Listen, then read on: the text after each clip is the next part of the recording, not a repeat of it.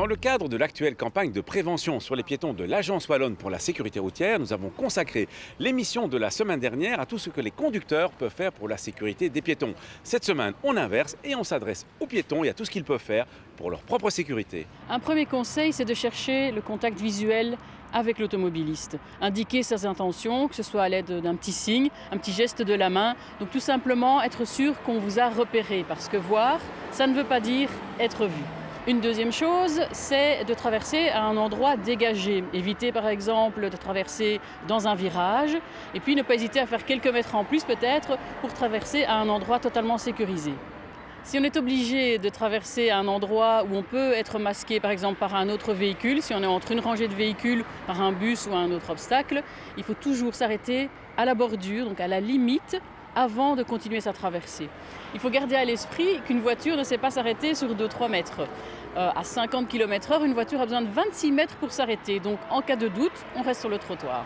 Et enfin, les jours raccourcissent en octobre, donc il est conseillé de porter des vêtements clairs, voire des petits éléments rétro-réfléchissants, parce qu'avec ceux-ci, on pourra vous voir à 150 mètres.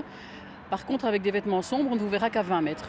Veillez également à ne pas trop vous fier à votre ouïe pour entamer la traversée d'une route, car les vélos et de nombreux véhicules totalement ou partiellement électriques font très peu de bruit. Écouter de la musique avec des oreillettes représente également un danger pour un piéton qui traverse. Ces conseils généraux sont bien entendu valables partout et en tout temps. Mais rappelons aussi que le piéton doit respecter des règles qui lui sont propres et particulièrement quand il s'agit de traverser une route. Rappelons tout d'abord que quand il existe un passage pour piétons à moins de 30 mètres environ, il faut faire le détour pour l'emprunter. Même si un bon conducteur est censé être attentif à la présence de piétons sur le trottoir, il ne pourra pas nécessairement réagir à temps si l'un d'entre eux entame brusquement sa traversée à quelques mètres d'un passage pour piétons.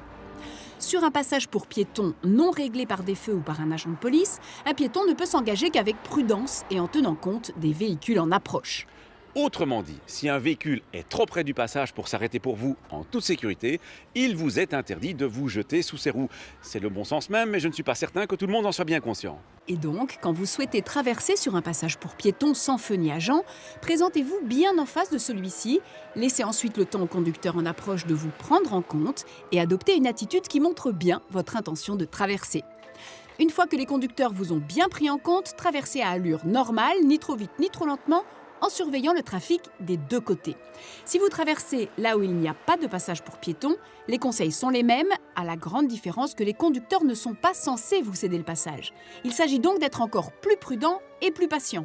Et puis, où que vous traversiez, il faut le faire perpendiculairement à l'axe de la chaussée, sans vous attarder, tout cela afin de réduire au maximum votre temps de présence sur la route des conducteurs.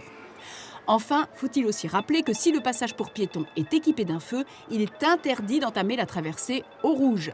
Eh bien oui, malheureusement, il faut le rappeler, car de trop nombreux piétons passent quand le petit bonhomme est rouge, ce qui est pourtant à la fois dangereux pour eux-mêmes et énervant pour les conducteurs.